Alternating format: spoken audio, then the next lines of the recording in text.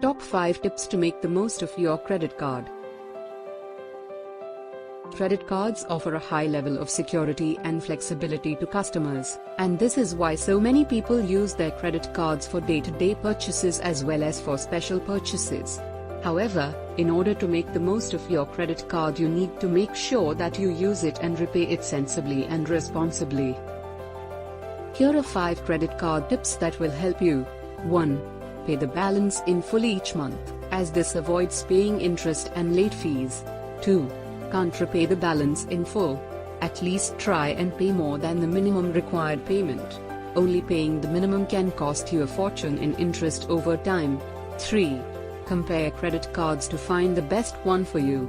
For instance, if you tend to repay your balance in full each month, then a rewards-based card may suit your needs. Prefer to pay your bill over time? Then a low-interest rate card is your best bet. 4. Have multiple cards with high interest rates? Consider consolidating. You could do this through a 0% balance transfer credit card, or by taking out a loan to repay all of your cards.